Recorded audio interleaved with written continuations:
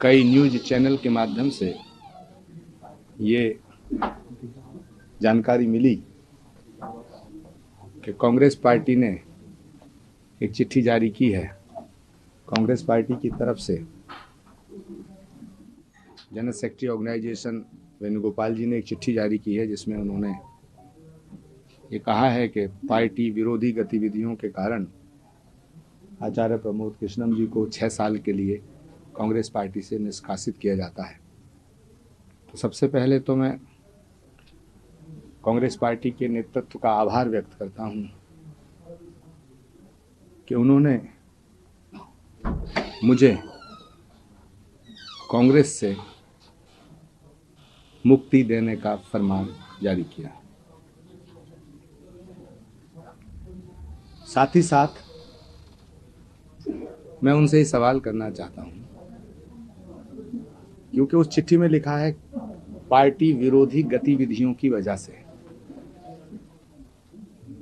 तो वेणुगोपाल जी या आदरणीय खड़गे जी कृपया बताएं कि ऐसी कौन सी गतिविधियां हैं जो पार्टी के विरोध में थीं और उन्हें कब पता चला। क्या राम का नाम लेना पार्टी विरोधी है? क्या अयोध्या जाना पार्टी विरोधी है? क्या भगवान राम की जन्मभूमि के मंदिर की प्राण प्रतिष्ठा समारोह का निमंत्रण स्वीकार करना पार्टी विरोधी है? क्या भगवान राम के मंदिर की प्राण प्रतिष्ठा समारोह में सम्मिलित होना पार्टी विरोधी है? क्या श्री कल्की धाम का शिलान्यास कराना पार्टी विरोधी है? क्या नरेंद्र मोदी जी से मिलना पार्टी विरोधी है?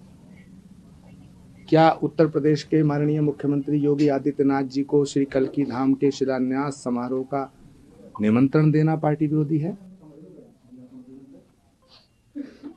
क्या भारतीय संस्कृति, संस्कार और सनातन की बात करना पार्टी विरोधी है? तो ये मेरे सवाल हैं जो कांग्रेस लीडरशिप से हैं, और कांग्रेस नेतृत्व को ये बताना चाहिए, देश की जनता के सामने स्पष्ट करना चाहिए कि कौन सी बात और कौन सा बयान पार्टी विरोधी है। ये मेरी मांग है। दूसरी मेरी अभिलाषा है, मेरी प्रबल इच्छा है, भगवान राम को 14 वर्ष का वनवास दिया गया था, तो एक राम भक्त को 6 साल के लिए क्यों निकाला जा रहा है? इसको 14 वर्ष कर दिया जाए।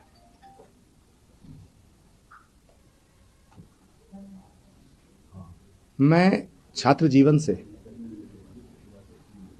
जब मेरी उम्र लगभग 16-17 वर्ष थी, 81-82 में लगभग स्वर्गीय राजीव गांधी जी से मिला था, जब वो संजय गांधी जी के निधन के बाद सांसद बने थे, इंदिरा जी प्रधानमंत्री थी। तब से लेके मैं कांग्रेस से जुड़ा रहा। राजीव जी को मैंने एक वादा किया था, जब वो प्रधानमंत्री बने थे, उसके बाद जब इंदिरा जी की हत्या हो गई थी, और राजीव गांधी जी से हमें राजेश पायलट जी ने मिलवाया था। हमने कहा था कि हम आखिरी सांस तक कांग्रेस नहीं छोड़ेंगे, हम अपने जीवन की अंतिम घड़ी तक कांग्रेस पार्टी को नहीं छोड़ेंगे, और इस वादे को हमने निभाया। बहुत से ऐसे मोड़ आए, बहुत सी ऐसी बातें आईं, कांग्रेस पार्टी के बहुत से ऐसे फैसले थे जिनसे मैं सहमत नहीं था। धारा 370 हटाने का फैसला जब भारत के प्रधानमंत्री आदरणीय नरेंद्र मोदी जी ने लिया, तो ये देश हित में फैसला था। कांग्रेस को इसका विरोध नहीं करना चाहिए था। इसी तरह 3 तलाक को हटाने का फैसला, यह हमारी मुस्लिम बहनों के हक में था, इसका पार्टी को विरोध नहीं करना चाहिए था। तीसरा, जब डीएमके के नेताओं ने कहा कि हम सनातन को मिटा देंगे, सनातन डेंगू है, मलेरिया है, कुष्ठ है, इसका समर्थन कांग्रेस को नहीं करना चाहिए था। बहुत से ऐसे मुद्दे आए। एक और बड़ा मोड़ आया जब भारत की नई संसद का उद्घाटन भारत के प्रधानमंत्री जी ने किया। उसका विरोध कांग्रेस पार्टी ने जब किया, जब कांग्रेस पार्टी के नेताओं ने उसका विरोध किया, तो मैंने इस बात का समर्थन नहीं किया और मैंने ये बात कही कि भारत की संसद का उद्घाटन अगर भारत का प्रधानमंत्री नहीं करेगा तो क्या पाकिस्तान का प्रधानमंत्री करेगा? इन सब बयानों के बाद, इन सब बातों के बाद पार्टी के अंदर मुझे अपमानित करने का कार्य किया जाने लगा।